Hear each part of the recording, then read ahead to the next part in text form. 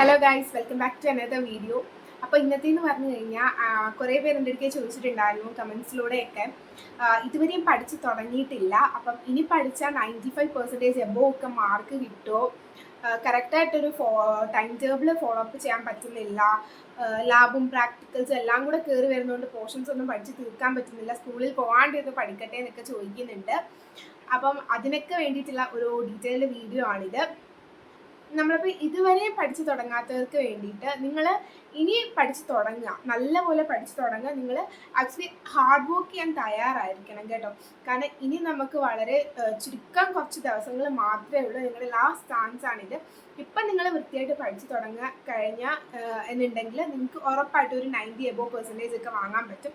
പക്ഷെ പഠിക്കുന്ന കാര്യം നിങ്ങൾ അറിഞ്ഞ് മനസ്സിരുത്തി അത്രത്തോളം ടൈം എടുത്ത് പഠിക്കുക. പിന്നെ വേറൊരു കാര്യം എന്ന് പറയുന്നത്, എന്നോട് കുറേ പേര് ചോദിച്ചിട്ടുണ്ടായിരുന്നു വൺ ഷോട്ട് കാണാറുണ്ടായിരുന്നു എന്ന് ചോദിച്ചിട്ടുണ്ടായിരുന്നു.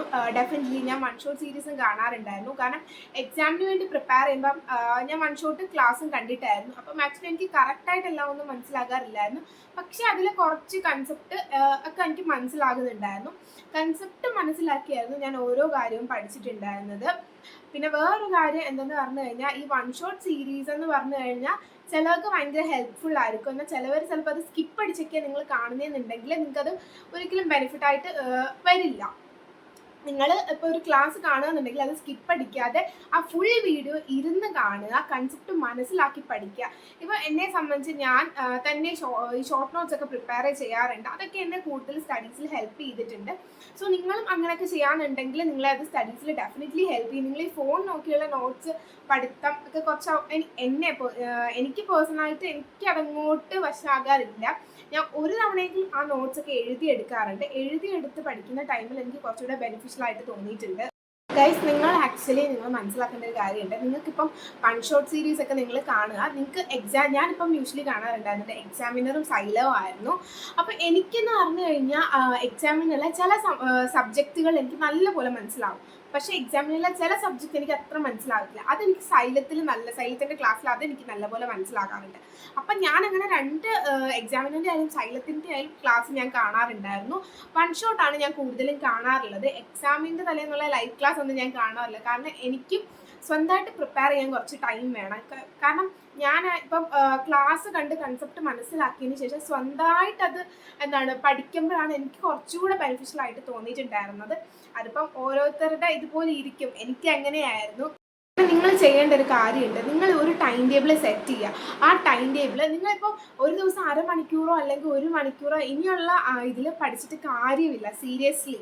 കാരണം ഇനി നിങ്ങൾ അതൊരു 4 to 5 hours അല്ലെങ്കിൽ ഒരു 6 hours അതിൽ നിങ്ങൾക്ക് ടൈം നിങ്ങൾക്ക് സ്റ്റഡീസിൽ സ്പെൻഡ് ചെയ്യാൻ പറ്റുമെങ്കിൽ നിങ്ങൾ അതിൽ കൂടുതൽ ടൈം എടുത്ത് പഠിക്കുന്ന സാധനം എന്ന് പറയുന്നത് ക്രിസ്റ്റൽ ക്ലിയർ ആയിട്ട് പഠിക്കുക, കൺസെപ്റ്റ് മനസ്സിലാക്കി തന്നെ പഠിക്കുക. ഇപ്പം ലൈവ് ക്ലാസ് ആയാലും നിങ്ങൾക്ക് ഏതാണോ കംഫർട്ടബിൾ നിങ്ങൾ ആ ക്ലാസ് കണ്ട് കൺസെപ്റ്റ് മനസ്സിലാക്കി ഓരോ ചാപ്റ്റേഴ്സും പഠിക്കുക. ഞാൻ പറയുന്നത്, നിങ്ങൾ മോഡൽ എക്സാമിന് മുന്നായിട്ട് നിങ്ങൾക്ക് എത്രത്തോളം ചാപ്റ്റേഴ്സ് തീർക്കാൻ പറ്റുമോ അത്രത്തോളം ചാപ്റ്റേഴ്സ് പഠിക്കുന്ന അതേപോലെ ക്രിസ്റ്റൽ ക്ലിയർ ആയിട്ട് പഠിച്ച് തന്നെ പോകുക. ഓടിച്ചിട്ട് പഠിക്കാതെ പഠിക്കുന്ന കാര്യം നല്ലപോലെ പഠിച്ച് തന്നെ പോവുക. മാക്സിമം ക്വസ്റ്റ്യൻസ് ചെയ്യുക. ഇതിൽ നിന്ന് എങ്ങനെയൊക്കെയാണ് ക്വസ്റ്റ്യൻ, നമ്മൾ ക്വസ്റ്റ്യനുമായിട്ടൊന്ന് ഇതായിരിക്കണമല്ലോ. അപ്പം ക്വസ്റ്റ്യൻ മാക്സിമം ചെയ്ത് പഠിക്കുക.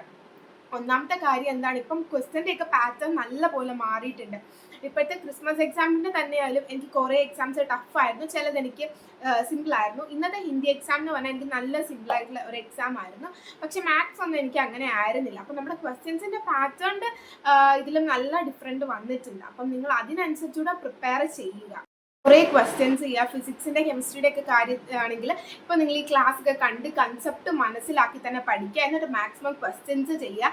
ന്യൂമറിക്കലൊക്കെ ആണെന്നുണ്ടെങ്കിൽ എന്തായാലും തന്നിരിക്കുന്ന ഈ കാര്യങ്ങളൊക്കെ ഞാനാണെങ്കിൽ +1 ഒരു വീഡിയോ അപ്ലോഡ് ചെയ്തിട്ടുണ്ടായിരുന്നു. അതിലൊക്കെ പറഞ്ഞതാണ് കേട്ടോ. നിങ്ങൾ മാക്സിമം ന്യൂമറിക്കൽസ് ഒക്കെ ഉണ്ടെങ്കിൽ തന്നിരിക്കുന്ന കാര്യങ്ങൾ അതേപോലെ എഴുതുന്നതിന് മാർക്കുണ്ട് ഗൈസ്. ആ തന്നിരിക്കുന്ന സാധനങ്ങൾ കണക്ട് ചെയ്തിട്ടുള്ള ഇക്വേഷൻസ് നിങ്ങൾ ആലോചിക്കുക. ആ ഇക്വേഷൻ എടുത്തെഴുതിയാൽ അതിനും മാർക്ക് ഉള്ളതാണ്. അപ്പം നിങ്ങൾ ലാസ്റ്റ് ആൻസർ തെറ്റിയാൽ നിങ്ങൾ അവിടെ വരെ എഴുതിയ സ്റ്റെപ്പിന് മാർക്ക് ഉള്ളതാണ്. അപ്പം നിങ്ങൾ അതൊക്കെ മാക്സിമം അറ്റൻഡ് ചെയ്യുക, ഫിസിക്സിൻ്റെ കെമിസ്ട്രിയുടെ. പിന്നെ ഡെറിവേഷൻസ് ഫിസിക്സിലെ നിങ്ങൾ എഴുതി പഠിക്കുക, നല്ലപോലെ എഴുതി പഠിക്കുക. ഇപ്പം അവധി ദിവസങ്ങളൊക്കെ കിട്ടുകയെന്നുണ്ടെങ്കിൽ നിങ്ങളൊരു ടൈം ടേബിൾ സെറ്റ് ചെയ്തതിന് ശേഷം രാവിലെ ഇടവിട്ട് ഞാൻ ഒരിക്കലും കണ്ടിന്യൂസ് ആയിട്ട് പഠിക്കണമെന്ന് പറയില്ല. കാരണം ഞാൻ അങ്ങനെ ചെയ്യുന്ന ഒരു വ്യക്തിയല്ല.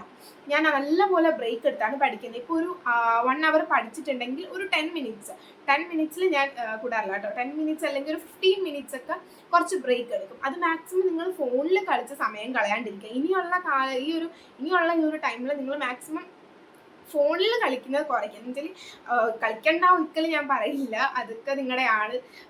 പക്ഷെ മാക്സിമം കളിക്കുന്നത് കുറയ്ക്കുക ഗൈസ്.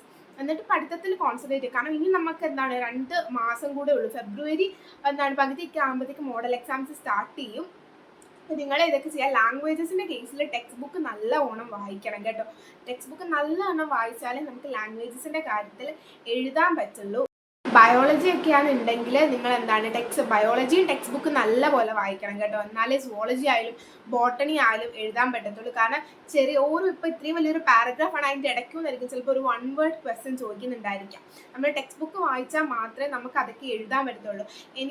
ഇപ്പം സുവോളജിയിൽ കുറച്ച് മാർക്ക് പോയിട്ടുള്ള ഈ 1 വേർഡിലൊക്കെ ആയിരുന്നു. അത് ഞാൻ വായിച്ച് മീൻസ് ഞാൻ കുറച്ചൊക്കെ വായിക്കാണ്ടായിരുന്നു വിട്ടത്, അതുകൊണ്ട് ഞാൻ ശ്രദ്ധിച്ചിട്ടുണ്ടായിരുന്നില്ല. അങ്ങനെ നിങ്ങൾ ചെയ്യരുത് കേട്ടോ. അതുകൊണ്ട് ടെക്സ്റ്റ് ബുക്ക് നല്ലവണ്ണം വായിക്കുക. ആ വായിക്കുമ്പോൾ തന്നെ നമുക്ക് സുവോളജിയും ബോട്ടണിയും എന്ന് പറഞ്ഞാൽ നമുക്ക് സിമ്പിളായിട്ട് സ്കോർ ചെയ്യാൻ പറ്റുന്നതാണ് കേട്ടോ. കാരണം ഒത്തിരി വാരി വലിച്ചൊന്നും എഴുതാനില്ല. ഇപ്പോൾ ഒരു പാരഗ്രാഫിൽ തന്നെ ആയിരിക്കും അതിൻ്റെ ഒരു 1 വേർഡ് ആയിട്ടുള്ള ആൻസേഴ്സ് ഒക്കെ ആയിരിക്കും വരിക. അതുകൊണ്ട് ടെക്സ്റ്റ് ബുക്ക് വായിച്ചു കഴിഞ്ഞാൽ നിങ്ങൾക്ക് നല്ലപോലെ മനസ്സിലാക്കാനും പഠിക്കാനും ഒക്കെ പറ്റും. എനിക്കിപ്പം എന്നെ സംബന്ധിച്ച് ഞാൻ സുവോളജിയും ബോട്ടണിയും ഒക്കെ എക്സാമിനറിൻ്റെ അച്ഛനാ മിസ്സിൻ്റെ ക്ലാസ് കണ്ടിട്ടാണ് കേട്ടോ പഠിക്കുന്നത്. മിസ്സിൻ്റെ ക്ലാസ് കാണുമ്പോൾ എനിക്ക് ആ ചാപ്റ്ററിനെ കുറിച്ച് നല്ലൊരു ഐഡിയ കിട്ടും. എവിടേക്കാണോ മെയിൻ ആയിട്ടുള്ള പോയിന്റ്സ് വരുന്നത് അതൊക്കെ മാർക്ക് ചെയ്തിട്ട് പഠിക്കാൻ തുടങ്ങും. അപ്പോൾ അത് നല്ലപോലെ ടെക്സ്റ്റൂടെ വായിക്കുമ്പോൾ നല്ലപോലെ ഓർമ്മയിൽ നിൽക്കും. മാത്രമല്ല പെട്ടെന്ന് കാര്യം പിടികിട്ടുക, കൺസെപ്റ്റ് എന്താണെന്ന് മനസ്സിലാവും. പിന്നെ ആ ഒരു ഭാഗത്ത് നിന്ന് ഏത് ക്വസ്റ്റ്യൻസ് വന്നാലും നല്ലപോലെ ആലോചിച്ച് പെട്ടെന്ന് ഓർത്തൊക്കെ എഴുതാൻ പറ്റും. കാരണം നിങ്ങൾ ആ കൺസെപ്റ്റ്, ആ ഒരു കാര്യം നിങ്ങൾ മനസ്സിലാക്കി പഠിക്കാനുണ്ടെങ്കിൽ നിങ്ങൾക്ക് അത് പെട്ടെന്ന് ഓർത്ത് എക്സാമിന് എഴുതാൻ പറ്റും കേട്ടോ. ഇപ്പം നമുക്ക് ഇനി വളരെ കുറച്ച് നാളുകൾ മാത്രമേ ഉള്ളൂ. നിങ്ങൾ ഉള്ള ടൈം നിങ്ങൾ എഫക്റ്റീവായിട്ട് യൂസ് ചെയ്യുക.